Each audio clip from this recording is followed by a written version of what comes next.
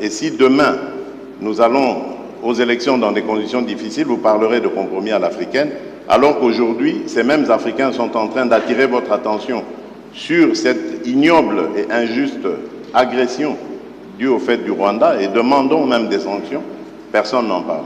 Voilà ce que je voulais apporter comme précision pour dire, ça aussi, ça doit changer dans la manière de coopérer avec la France et l'Europe.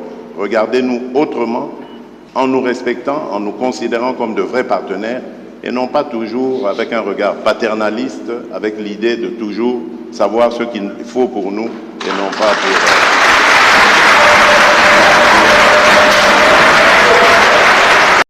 Je pense que le président Macron a une réaction. Malgré les vivas, si le président Tshisekedi m'y autorise, je voudrais apporter un commentaire au commentaire. Je m'explique. D'abord, je pense que c'est très bien parce qu'on lève beaucoup de malentendus à travers ce jeu de ping-pong.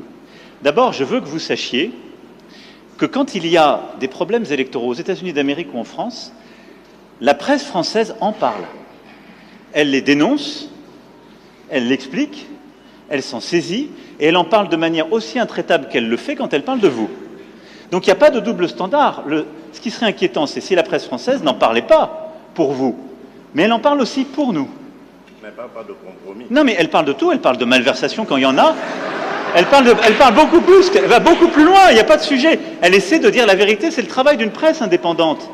Et donc, il ne faut pas être choqué que la presse, quand elle a écho, quand elle entend des oppositions qui disent qu'il y a des problèmes, vous pose la question. Ce serait un double standard si elle disait on est en Afrique, donc on ne pose même pas la question, ce n'est pas un sujet.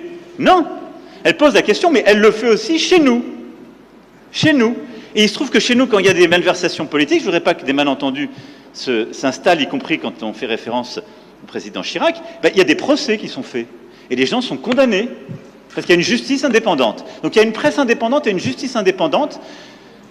Ça crée une démocratie qui est parfois vibrante. Alors je ne dis pas que c'est... on se fait attaquer, mais c'est très bien. Ça permet les alternances démocratiques et ça permet de bâtir par cette maïeutique une vérité. Ça, c'est la première chose. Ne croyez pas qu'il y a un double standard, ça n'est pas vrai. Ne croyez pas que ce soit de l'irrespect, ça n'est pas vrai, parce que les journalistes français, européens ou américains posent les mêmes questions à leurs dirigeants chez eux. La deuxième chose, et ça me permet d'insister, parce que le président a parlé de la France en répondant à la question. Quand un ou une journaliste française pose une question, ça n'est pas le gouvernement de la France. Et c'est bien comme ça. Mais il ne faut pas tout confondre.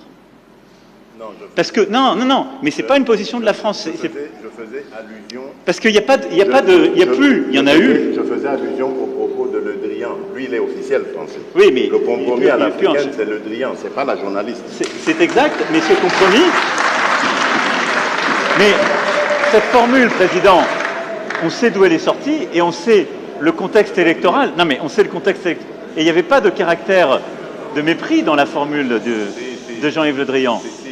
À Nairobi, d'ailleurs, grâce à toi, on a pu s'expliquer avec lui. Et la France a beaucoup œuvré, vous le savez ô combien, pour qu'il y ait alors une alternance, qui n'aurait pas été à ce moment-là un mécanisme spontané. Je ferme cette parenthèse, mais je voulais faire cette précision. Pardon. Merci, très bel échange.